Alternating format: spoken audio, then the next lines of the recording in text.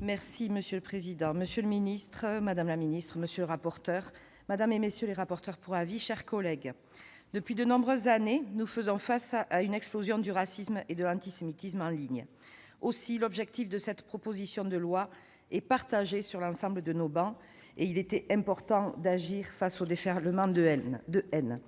Cette avalanche de haine est d'autant méprisable qu'elle se fait souvent sous le sceau d'un relatif anonymat qu'une enquête approfondie finit bien souvent par trahir. Pour en venir à la proposition de loi, la version issue de l'Assemblée nationale posait à mon sens un certain nombre de difficultés. La création d'un délit de non-retrait des contenus odieux dans un délai de 24 heures à l'article 1 était la principale des difficultés. La création d'un tel délit aurait comme première conséquence de venir confier la censure sur le web à des géants de l'Internet qui mettent déjà à mal la souveraineté des États. Ces géants seraient d'autant plus confortés que le texte initial prévoyait de sanctionner en fonction du nombre de connexions, chiffre qui ne détermine en rien les moyens d'une plateforme. C'est simple, on serait venu sanctionner de la même manière Facebook, ayant une véritable portée commerciale, et Wikipédia, qui n'a aucune vocation commerciale et dont la communauté régule déjà les contenus. L'autre interrogation que pose cet article 1er, c'est celui des notifications abusives. Cela a déjà été évoqué, mais les premières remontées de ce qui est actuellement pratiqué en Allemagne est très alertant, avec des plateformes qui surcensurent des contenus parfaitement licites de peur d'être sanctionnées. Enfin, le problème de ce délai, c'est qu'il mettait tous les propos haineux sur la même base, niant ainsi la possibilité de s'attaquer d'abord aux atteintes jugées les plus lourdes. Tous ces éléments rendaient ces dispositions inapplicables. C'est pourquoi je me réjouis de leur suppression par le rapporteur.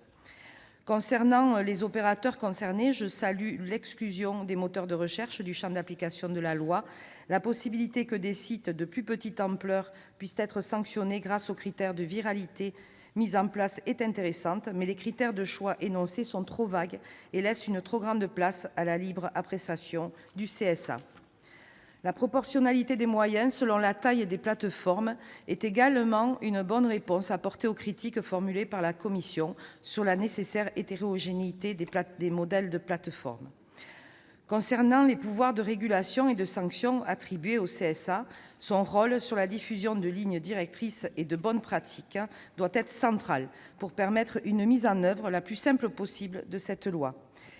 J'en reviens à la lutte contre la viralité, mais là encore, le CSA aura un rôle majeur à jouer. Les prérogatives qui lui ont été affectées pour désactiver de manière rapide certains canaux de rediffusion vont aussi dans le bon sens, mais cette montée en gamme pose là aussi un problème. C'est celui du financement. Une fois de plus, on va faire supporter davantage de prérogatives et d'obligations à un organisme sans en augmenter considérablement les moyens. Donnons au CSA les moyens de ses ambitions.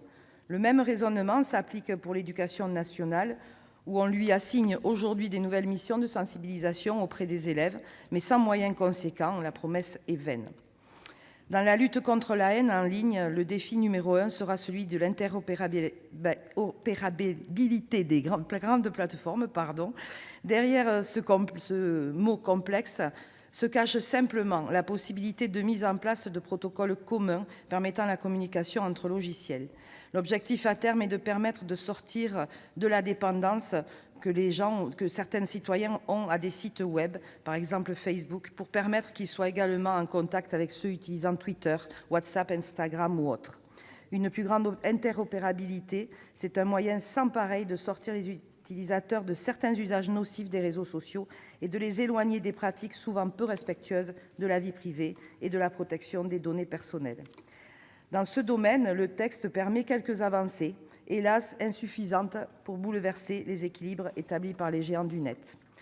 L'obligation de transposition de la directive SMA, l'attente d'un règlement européen sur les contenus terroristes ou encore le Digital Services Act nous prouvent qu'en termes de législation sur les contenus haineux, il est plus que jamais urgent d'attendre.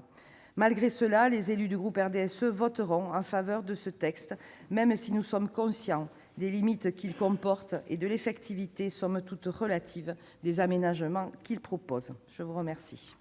Merci, chers collègues. Dans la suite de la discussion, la parole est au président Thani Mohamed Soilihi pour La République En Marche pour 7 minutes.